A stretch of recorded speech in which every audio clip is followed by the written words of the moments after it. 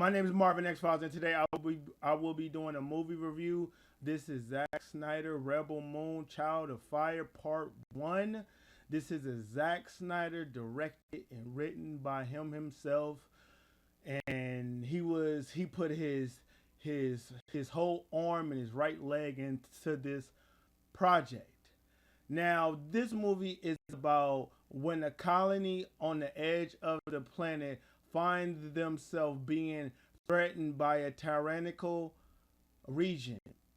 So this young woman who has a mysterious past must seek out help. So she visits numerous planets to seek allies and to stand up to this mad tyrant.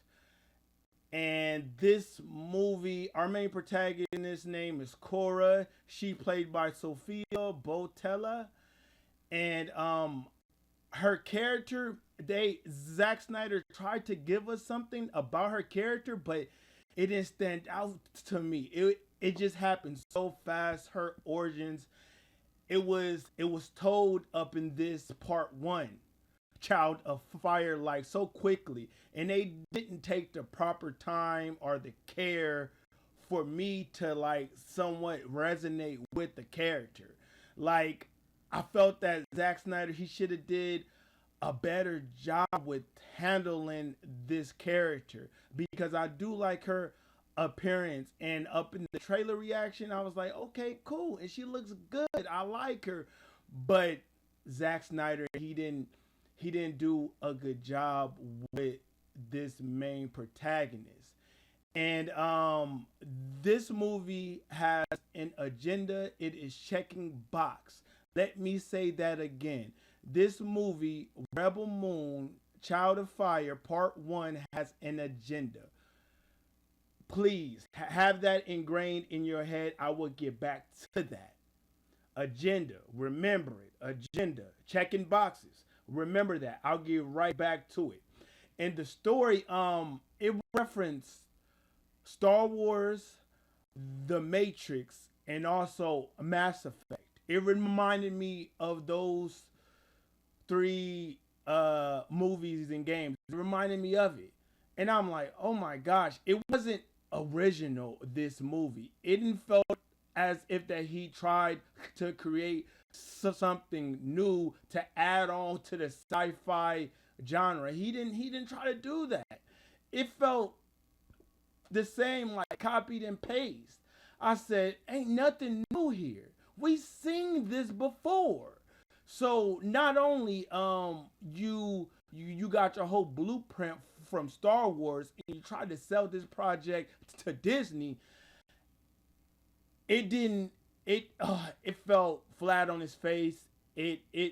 This movie, it didn't even have to exist. Hey, but what's the point of it if that you can't make Star Wars better, or try to like elevate Star Wars? Like, he didn't do any of that. He didn't he really dropped the ball on this, Zack Snyder. He really dropped the ball. And these characters, I didn't like any of this cast. I didn't like any of the cast. I didn't like any of them, man. They were underdeveloped, these characters, and if that any of them, well, I don't want to spoil it for you guys. It's a non-spoiler, but people became deceased, and I didn't care if they died or not. And I seen them in majority of the freaking movie, and I was like, what the heck? I didn't care.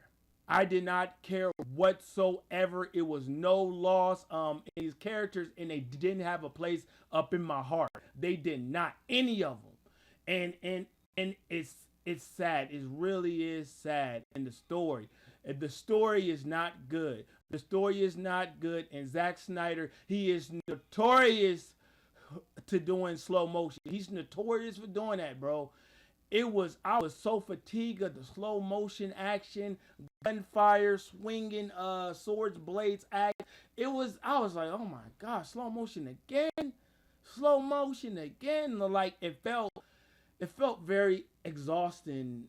My eyes just kept witnessing that, and I would say the only character that actually was good was probably Ray Fisher character, but then again, I don't care about the character, but it was what I seen the character do, and like I was like, okay, he gets a pass. Ray Fisher, he was the best thing out of this movie, and they gave him very little, but I liked him more than the main protagonist. That's a fact. I like this character. I thought that he portrayed him good and right, and I know why I know why he was treated that way. He can act. He got some type of talent. But it was this.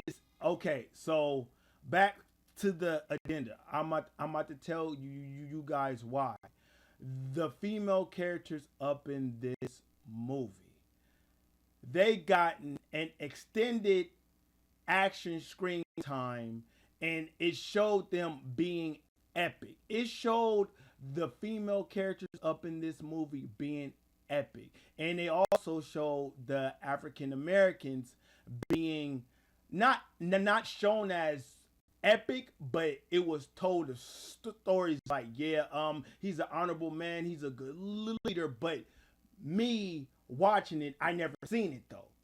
But I seen why these female characters got these titles they got. Because they actually took the time of showing us that these women can fight.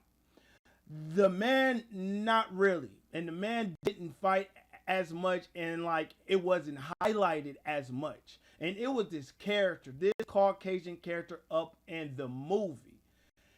He was trash. He was a coward, and I seen why, man. I was like, I understood why people of color and the female have kind of got uplifted, and the Caucasian male, and they treated him like garbage. He had no backbone. He couldn't stand up for himself, and like he was on the protagonist's side. He was like a a real help, I guess. I mean, not help, but he was on her team, and he got disrespected the whole movie. He got disrespected. He was useless. He didn't show any leadership skills, and I know why. Because he was a Caucasian male, and the Caucasian male, and they represent patriarchy. So no, he cannot be a good character. He can't be courageous. No, he cannot be that. But an antagonist Caucasian male, he can be a leader. He can show aggression, and he can also show fighting skills. That's crazy. As the antagonist, I'm telling you, as a freaking antagonist perspective, that they see a Caucasian male as the antagonist. He can be a good bad guy, but a good guy, no. We about to give it to the people of color and these women. And that's how I felt. And it's all through this movie. And it's a bar scene up in this film. Oh my God, it's cringe. It is cringe. It's cringe. It's cringe. It's cringe. It's a bar scene up in this movie. It is cringe. And that is where the agenda lies.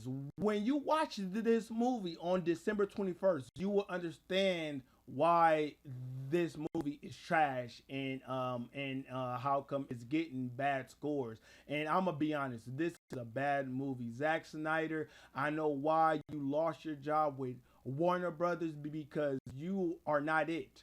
You were at the top of the mountain, and now you walking on concrete with the rest of us now.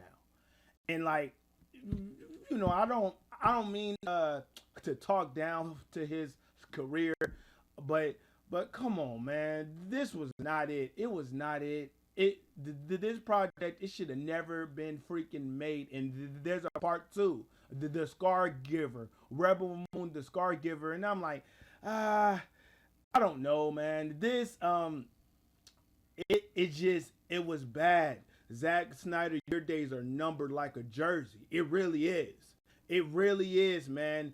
Because me watching part one in this budget, it was 166 million. And in the CGI, it wasn't great. It was okay. It was mediocre. And this movie had a lot of problems. And I felt as if that they kept on speeding up the fast travel to planet. It wasn't smooth. It didn't have a smooth transition. It did not go to point A to point Z. It went from point F to Z. Like, it happened fast. How she gathered up her freaking teammates or whatever. It happened so fast. I'm like, what the freak?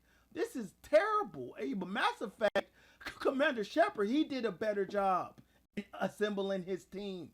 It was more of a build up, and then I gotta prove myself as a warrior, and then I gotta gain their acceptance. But it didn't happen like that up in this movie. Our protagonist, Kora, is like gathering up allies, and it's like, what the heck? It was bad how it was done, man. And I recommend you guys, man. This movie, Zack Snyder, this movie, I know why you were removed from Warner Brothers. It makes complete sense. This, you belong with Netflix. You belong here. This is where you should be at, because Rebel Moon, I was hyped for it. I was like, all right, I'll give Zack Snyder a chance. In the trailer, and they look awesome, and like, you let me down. So if part one is bad, part two, it gotta be worse. It gotta be worse. This movie felt incomplete. It felt absent. I didn't like any of these characters. I did not like the story. It was some characters who looked cool, but they wasn't great or good or behind. This, oh my god, this movie is basura. It's just basura. It's just that. And like, I tried to give it, and I gave it a chance. I supported it. I came out early. I wasted my money, my gas. I drove like 7 miles, I believe, to support this movie. And Zack Snyder, and you let me down. This movie is trash. So I just, it's bad, man. I do not recommend this movie, but if you got Netflix, go ahead and watch it. I had to pay out of my pocket. But overall, man, this movie gets a D. It gets a D. D as in dog. D. It gets a D, a capital D.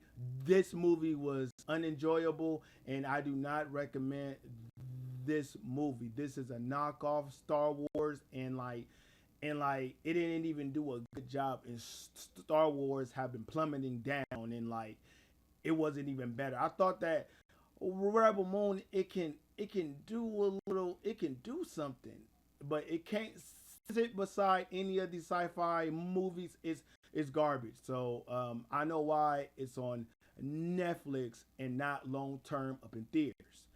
And my name is Marvin XFiles. If it doesn't got that X, that stamp, it isn't real. It isn't authentic. My name is Marvin XFiles. I want to know you guys' thoughts and opinion in the comment section. Will you be checking out Rebel Moon? Because me, I seen it, and it isn't worthwhile. So Marvin XFiles, 2 fingers. Peace out.